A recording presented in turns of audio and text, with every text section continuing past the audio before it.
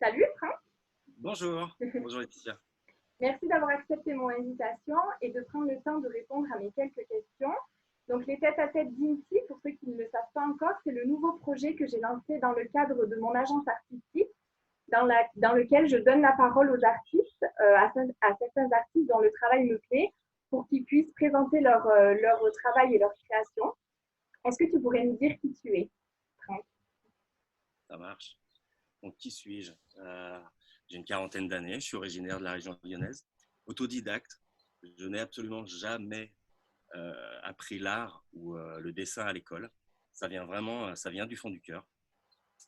Et arrivé à une pseudo-carrière artistique quand on m'a dit, mais ce que tu viens de faire là, je le veux, combien? Et du coup, c'est là encore, c'est le plus dur, mais on va en venir, on va en parler, c'est quantifier son travail quand on se considère à peine comme un novice dans le milieu de l'art. Ok. Donc tu as fait 15 ans à peu près dans le commerce industriel. C'est quelque chose aujourd'hui Tout à que fait. tu veux effacer de ta J'ai mémoire. j'ai travaillé, moi, au départ, je suis mécanicien Ok. de formation. J'ai fait du technico-commercial pendant 15 ans. Et j'ai appris à être dégoûté par la réunionnite aiguë et par les chiffres. Mm. On a besoin des chiffres, on a besoin de faire avancer les sociétés, mais quand il n'y a que les chiffres qui comptent et qu'il n'y a plus l'humain, bah, ça me rend malade. Et on va dire que moi, j'ai découvert l'art et en même temps la dépression, en même temps la passion, D'accord. l'écoute de son corps. J'ai découvert tout ça en même temps. En même temps. Ok. Donc du coup, qu'est-ce qui t'a poussé vraiment à créer et à te dire un jour, bon allez, je prends les pinceaux et je prends tout un tas de choses et voilà, je transmets les émotions par l'art. Du coup. Alors, grand fan de graffiti depuis tout jeune. L'apparition du hip-hop, donc nous, le hip-hop, il est arrivé 10 ans après qu'il est apparu aux États-Unis. Hein. Il est arrivé 10 ans en France. Moi, j'avais une dizaine d'années, 90, donc fan de rap et fan de graffiti. Donc, j'ai commencé à collectionner des magazines de graffiti. D'accord. Et c'est assez récent parce qu'il y a une dizaine d'années, j'avais une pièce remplie de magazines de graffiti et j'ai une maman qui est vraiment gentille qui voulait m'aider à nettoyer, qui me dit bah, allez, on vire tout, mais tout à la poubelle. Et en 24 heures, je dis non, mais c'est pas possible. On peut pas y jeter. C'est des artistes, c'est du travail. Donc, du coup, je me suis mis à faire du patchwork. Et D'accord. sur mes pages Facebook, on peut voir par exemple des éléments comme cet éléphant, où on est sur une base en carton. Et en fait, j'ai découpé, pris du temps, Hmm. découpé tous les graffitis qui m'intéressaient et à poser dessus. D'accord. Quand on a des amis aussi qui sont dans des métiers précis, quand on vous propose par exemple une pièce comme un violon, vous dites mais sûr, je veux essayer quoi. Donc du coup, voilà, j'ai commencé par ça. Et à force de mélanger les couleurs et à force de voir le travail des autres, bah, je me suis dit, j'aimerais réaliser mon propre travail. Donc, pour être très franc avec nos internautes, les gens qui nous écoutent, je ne sais pas dessiner. Il ne faut Je pas ne le sais dire, ça dit. pas dessiner. Non, bah non, mais moi je dis la vérité, je ne sais pas dessiner. Mes aplats de couleurs, mes gestes, ma gestuelle vient du fond du cœur, vient de c'est mon âme en fait. Je crois que je suis quelqu'un d'un bordélique à souhait et on le retrouve dans les couleurs que j'applique. J'excuse mon vocabulaire, mais c'est le bordel. Mais mon travail est en plusieurs temps, c'est-à-dire qu'on a un bordel organisé de couleurs sur lequel après on va appliquer une forme graphique. Et cette envie de dessiner, ben, c'est venu des magazines de graffiti et de grands artistes que je suis depuis très longtemps. Est-ce que tu peux nous dire à peu près combien de temps te prennent euh, enfin, combien de temps ça te prend du coup de faire des pièces comme on a vu le violon et les Ah, métiers? les patchwork, pour donner Ouais, une idée, l'éléphant, c'est plus d'une quarantaine d'heures de travail, rien qu'en découpe. Et ouais, ensuite, il y a la réalisation. Donc, on rajoute 25-30 heures par-dessus, donc 70-80 ouais. heures. C'est énorme quoi. Et c'est énorme, comme on dit, ça mange vraiment du temps, ça bouffe du temps et la préparation est très très importante. Ok. Alors, tu es peintre, tu es aussi sculpteur depuis 5 ans à peu près maintenant. Tu utilises différents matériaux, donc les pochoirs, la bombe à aérosol, le Posca. Est-ce que tu peux nous en dire un peu plus sur les différentes techniques que tu utilises au quotidien? Alors les différentes techniques que j'utilise, ce que je vais appeler technique, c'est ce que j'ai mis en place en fait. Donc le principe du pochoir, alors les grands pochoiristes de notre ère, comme C215, comme Banksy, comme bien d'autres, en fait, vaporisent de la peinture au travers d'un support. Moi, je travaille à l'inverse. Je fais mon support de couleur et mon pochoir, sa base est un autocollant. Donc, je fais mon support de couleur Donc, on Ok. imagine que cette toile qui est derrière moi était pleine de couleurs. J'ai designé, avec les outils qui me sont propres, informatiques, j'ai designé un autocollant que ensuite j'ai appliqué sur ma surface et ensuite j'ai appliqué une couleur monochrome pour faire ressortir mon visage en couleur. Ok. Et l'idée, moi je travaille en fait que le noir et blanc dans, Ok. dans le milieu virtuel. Dans le Ok. milieu virtuel, je ne travaille que le noir et blanc et après quand j'arrive dans la réalité, en fait, soit je supprime le blanc et je mets de la couleur et au lieu du noir, je mets de la couleur. Soit je supprime le noir et à la place du noir, je mets de la couleur comme ce qu'on peut voir derrière moi ici. D'accord, ouais. Ok. Ok, très bien. Alors, comme L'idée ça. l'idée de ces process, c'est surtout le travail de l'image sur Ouais. Photoshop. Mhm. Donc, alors même avant ça, c'est la perception de l'image. On voit une image, on se dit tiens, on peut en faire quelque chose. Et là, je vois au bout de 5 ans, ça me parle.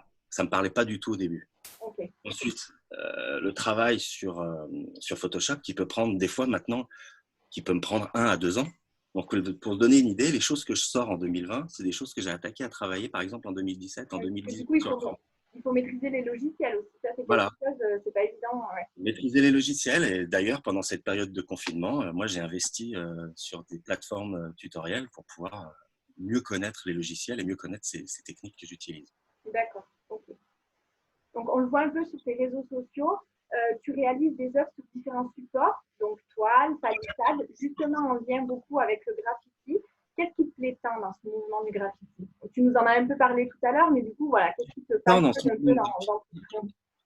pardon, excuse-moi, je ne voulais pas te couper. Ce que je disais, ce qui me plaît tant dans le milieu du graffiti, c'est déjà la liberté de création des artistes.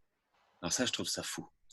Ensuite, quelque chose qui m'a toujours passionné, c'était la décoration vandale, en fait. C'est que c'était interdit et que on retrouvait ces signatures de ces grands graffeurs sur les trains et du coup, ils s'échangeaient les messages en disant moi, je suis venu là, moi, je suis venu là.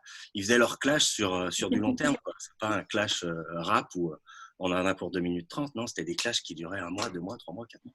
Et du coup, c'est ça aussi c'est ça qui me passionne. Mais surtout, le truc qui me passionne le plus, c'est le mélange de couleurs, en fait. C'est tous ces pigments qui maintenant, en 2020, là, depuis quelques années, on a des pigments. C'est extraordinaire. Ça nous saute au visage. Ah Et oui, du coup, j'allais dire ça explose en fait. Ouais, là, c'est vraiment ça. moi qui peins par envie et parce que je l'ai au fond de mes tripes, et là, aujourd'hui, j'aime beaucoup cet exercice de devoir expliquer tout ça parce que il y a des choses pour moi qui ne s'expliquent pas.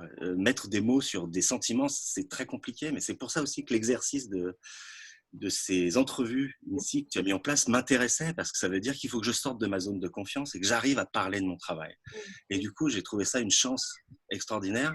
Et comme je disais en coupure tout à l'heure, moi, tout de suite maintenant, j'ai l'impression de passer mon bac parce que je veux échanger, je veux expliquer, mais il y a des choses, il faut dire aux gens, venez passer une journée avec moi et vous Ah sentirez, oui, sentirez la passion. je te rassure, tu ne seras pas noté à la fin de l'interview. De toute façon, c'est continue cette année. Hein. C'est vrai, ah, c'est vrai, je vais y réfléchir du coup. Quand je t'ai contacté, tu m'as dit, mais moi je suis un électron libre. Est-ce que du coup, le fait de te considérer un peu comme ça, eh ben, du coup, tu arrives un peu à canaliser aussi tes émotions, tes sentiments via l'art, ou au contraire, tu te laisses la liberté d'exprimer tout ce que tu as dans les tripes justement et au fond du cœur? Alors, je pense que j'en ai encore parce que je suis encore en train d'en découvrir Ok, petit à petit. Je m'aperçois récemment que plus je sors de ma zone de confort, plus j'apprends de choses. Mais c'est très difficile de sortir de sa zone de confort. mm. Et, et, et me permet de m'établir, permet de m'asseoir en tant qu'homme. Parce que, parce que c'est vrai qu'en fait, quelque part, indirectement, dans la société, on cherche tous à être quelqu'un. Oui, Et du coup, peut-être que moi, c'est à travers c'est à ça. travers ça. Maintenant, j'ai fait d'autres choses. C'est vrai que je ne suis pas arrivé à découper des autocollants d'un seul coup. Avant de monter tout ça, j'avais une Ah oui, société de marquage de textiles où j'ai fait du marquage tout support pendant des années, jusqu'au jour où gagner 1 000 euros par mois pour des 14 heures par jour ne m'intéressait plus. J'ai fermé, j'ai liquidé ma société, j'ai gardé ok. les machines et un jour j'ai dit, mais je peux peut-être faire des pochoirs avec ça, vu que j'aime tant ça. Et du coup, j'en découvre tous les jours. De toute façon, le processus de création, c'est toujours très lent en général. Oui, Chaque oui, artiste continue toujours de se former et de créer tout au long de sa vie. Il reste jamais figé dans un truc qui est très, très, très. complètement. Ou alors, comme, en fait, c'est drôle parce que moi, dans ma tête, je compare souvent les artistes musicaux et les artistes peinture en me disant, oh, l'artiste musical, il a vraiment de la chance, hein. Il sort un son, il fait 2 ans de concert et il sort le même son. Des fois, dans ma tête, je me dis, ouais, c'est répéter les choses. Ouais, il a de la chance. Sauf que je me dis, si je me mettais à sa place, bah, il a le coup de stress avant de monter sur scène. Il doit donner le meilleur de lui-même quand il est sur scène et il doit donner toujours la même intonation parce que les gens, ils attendent à Ils entendre. attendent, ouais. Ouais. Nous, on va faire une peinture, un one-shot. On l'a vendu, paf, on repart de zéro. Et Mm. ainsi de suite, et ainsi de suite, et ainsi de suite. Donc voilà, il y a des choses qui sont palpables et d'autres qui ne le sont pas. Et ça m'apprend juste une chose, c'est qu'on ne peut pas se permettre de juger d'autres artistes qui sont dans d'autres domaines parce que les tenants aboutissants, les contraintes sont complètement différentes. Différent, ouais, exactement. Lorsque je parcours un peu sur les réseaux sociaux comme ça, tes créations, j'ai constaté que tu représentais beaucoup de femmes, et notamment des pin-ups et des animaux. Est-ce que du coup, tu peux nous dire si c'est un choix, si c'est venu à toi comme ça, et nous expliquer du coup pourquoi ces personnages-là sont assez récurrents du coup dans tes créations? Alors c'est surtout l'émotion que me procure le portrait quand je le trouve en fait. Ok. C'est un sourire simple, une courbe. Et du coup, c'est l'émotion que ça me procure quand je trouve la photo. Et c'est vrai que cette émotion-là m'est procurée par les femmes en général. Et là, j'ai une série que j'ai travaillé pendant le confinement, qui sont un petit peu les femmes avec les boubous africains, Hum, les turbans. Et je trouve ça magnifique parce que pour moi, ça se prête totalement à ce que je fais, puisque c'est multicolore. Et leurs tissus sont multicolores à la base. Mais c'est surtout la courbe et la beauté du féminin, en fait. d'accord. C'est cool, hein, mais la beauté du féminin. Et les animaux, Hum, c'est parce que je suis parti de grandes périodes au Canada. Et au Canada, on va dire que côté ouest, là où je suis, le street art n'est pas encore vraiment arrivé. On est ok. encore sur des choses culturellement qui sont Classique. autour de l'art indien, Hum, des choses qu'on aurait achetées il y a 15-20 ans. ok. Et donc, du coup, les animaux se prêtent plus par rapport à mon art, en multicolore street art. Les animaux se prêtent plus. Donc, du coup, c'est pour ça que pour donner envie, lorsque je suis là-bas, aux gens que je connais, eh ben, je travaille beaucoup plus les animaux que les visages ou les personnes. D'accord. Tu travailles aussi beaucoup les grands formats. Est-ce que du coup, via ces grands formats-là, tu as envie de représenter des animaux qui vont plutôt être gigantesques, par exemple? Ou tu pourrais arriver à travailler sur un grand format et en représentant un animal qui, à la base, est tout petit. Le grand format, moi, ce qui m'intéresse du grand format, c'est grossir. C'est effectivement grossir quelque chose qui, normalement, est petit. Donc, effectivement, on peut le voir sur mon Facebook si vous cherchez la photo. On a une photo, c'est un ours en fait, ça fait 1,50 m par 1,50 m. Et sortir une tête d'1,50 m par 1,50 m d'un ours, j'ai trouvé ça génial parce qu'à la base, bah, il y a une tête qui est un petit peu plus grosse que la mienne. Et du coup, c'est vrai que ça ressort les détails. Et comme les visages, sortir des Ouais, visages, ça ressort les détails en fait. ok. Et, et après, une fois qu'une pièce est finie, j'aime à me promener et me noyer dans ce dédale de couleurs. Parce que dans ce dédale de couleurs, on peut encore y retrouver des choses. Et c'est là où on a le droit de s'approprier la chose. Et du coup, j'espère et que les gens qui m'achètent ou qui aiment ce que je fais ont ce feeling. Parce que c'est vrai que si tu regardes, tu oublies la partie graphique et tu restes que sur la couleur, bah, il y a encore des choses à voir dans mes toiles. Ouais. Du coup, comme tu utilises beaucoup de choses, il y a de la couleur, il y a aussi du noir et blanc, il faut choix, on l'a vu, c'est très très niche. Comment toi, du coup, tu pourrais définir ton art? Est-ce qu'il y a vraiment des artistes comme ça qui t'inspirent et qui te fascinent au point de vouloir à tout prix Pour transmettre moi, aussi comme... j'ai des artistes qui m'inspirent. Je dirais que je suis un mélange de John Wan pour les fonds et de Shepard Fairey Obey pour la partie supérieure. Mais néanmoins, en disant que John Wan est à un certain niveau et Obey est encore un plus haut niveau. Mais j'avoue que c'est un petit peu mes sources. Et dernièrement, le mélange des deux et le fait de mes voyages, une visite qui m'a beaucoup marqué, un artiste natif du Canada qui Ouais, a eu 82 ans cette année, qui s'appelle Alex Janvier. ok. Alex Janvier, il fait des formes géométriques multicolores. Et du coup, je suis allé le rencontrer. Et quand je suis rentré dans la galerie, bah, du coup, ça m'a donné un élan d'émotion parce que j'avais l'impression que c'était mon travail, mais organisé. Et j'ai eu la chance de pouvoir le rencontrer, ce monsieur.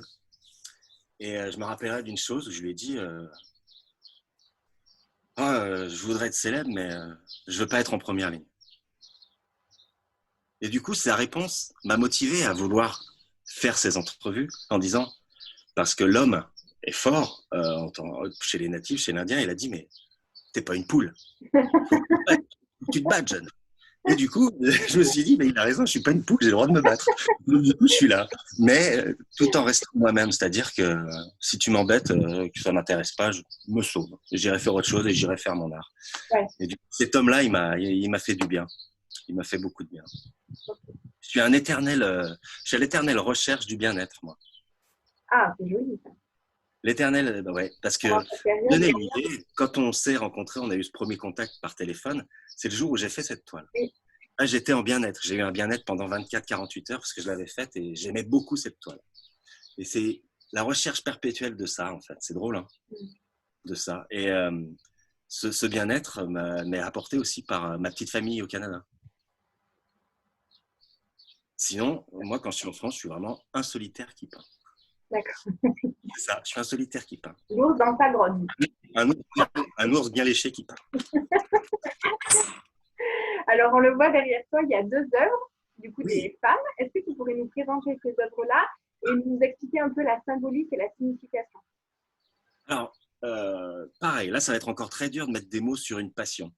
Et alors, l'œuvre qui est derrière moi, celle-là, c'est une des premières œuvres que j'ai faites en confinement. Okay. Je suis un grand utilisateur de Pinterest pour trouver de la matière à travailler.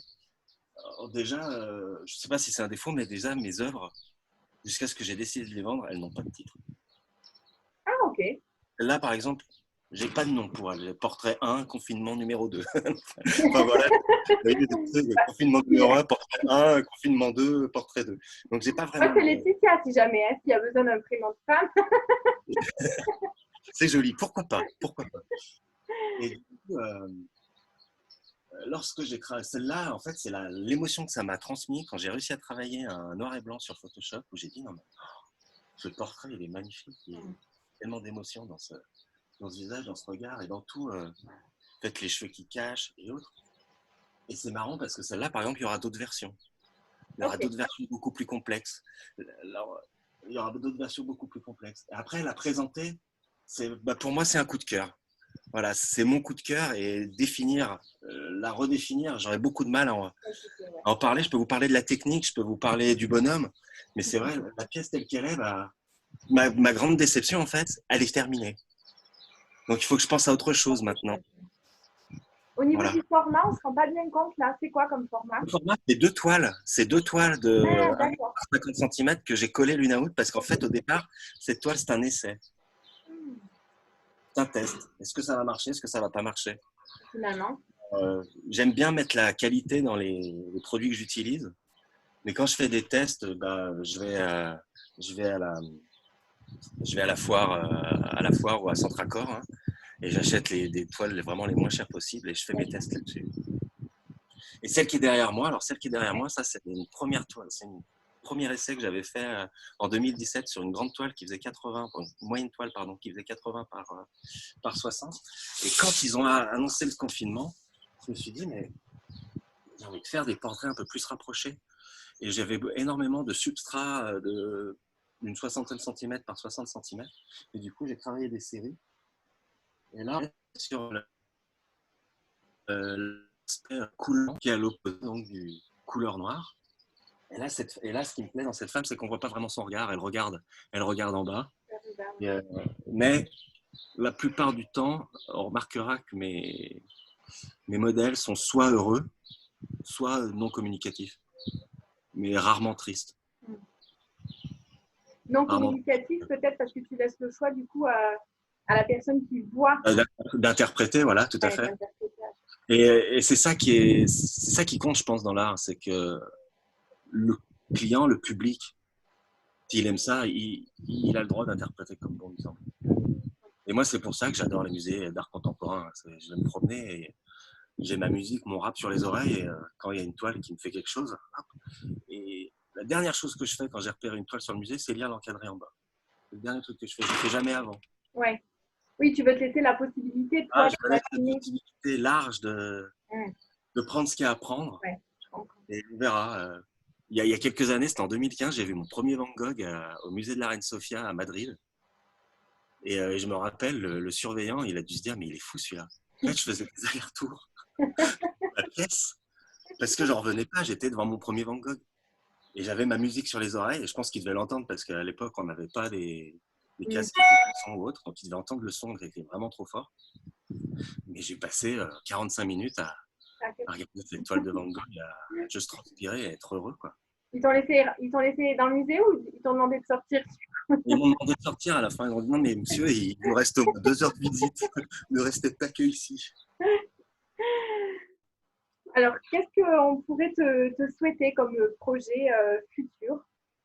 Alors, Il y a des- moi, c'est comme projet de garder comme passion l'art, parce que pour moi, c'est une passion qui m'aide à manger en ce moment.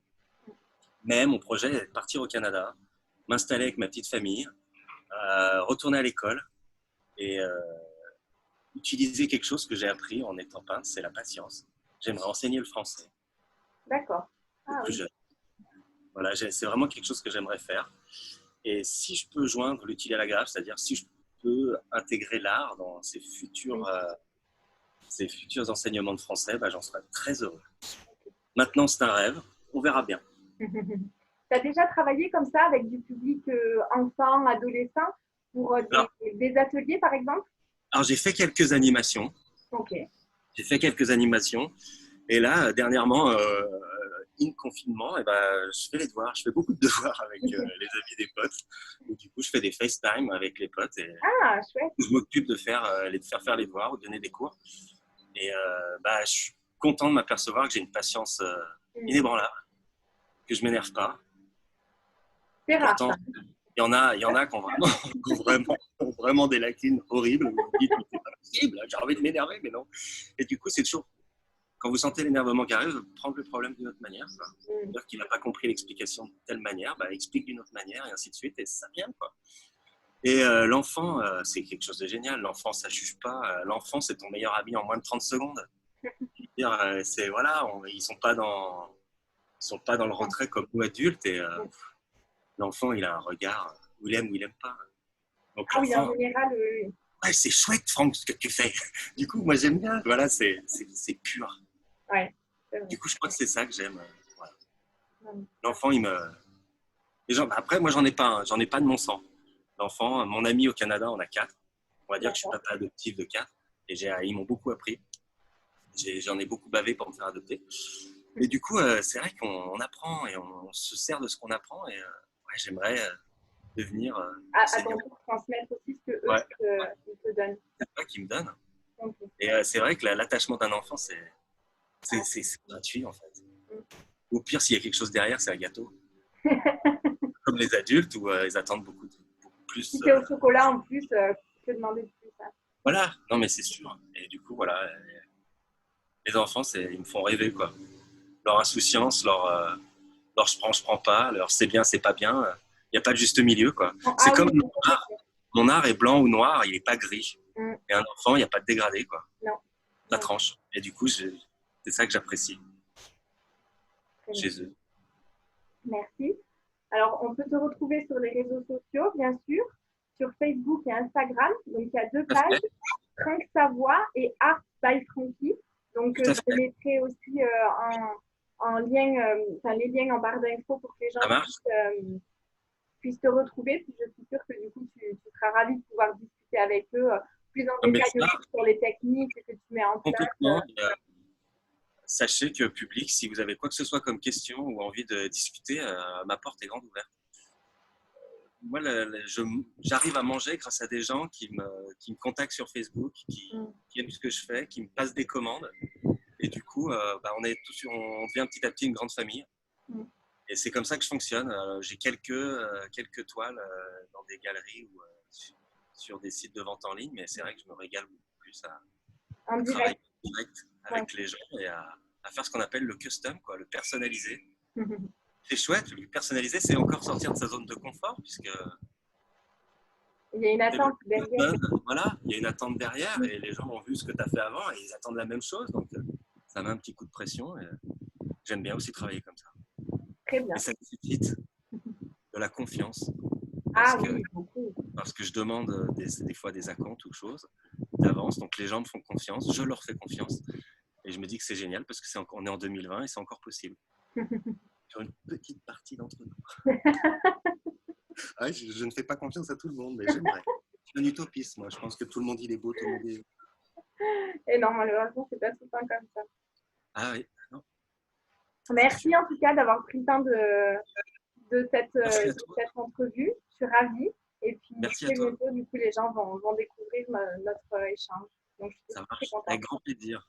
Merci Et bonne beaucoup en tout cas. continuation dans ta création. Merci, c'est gentil. J'espère qu'on se croisera, qu'on fera des choses ensemble. C'est Parce que prévu. tout est ouvert. Tout est ouvert. Et, si les gens qui travaillaient dans l'art étaient un peu plus comme toi, Laetitia, on aura envie d'y aller à pieds joints. Voilà. À bientôt. Merci beaucoup. C'est ça par passion, donc c'est chouette. Ça se ressent. Merci beaucoup en tout cas. Je t'en prie. À très vite. À Salut. bientôt. Au revoir.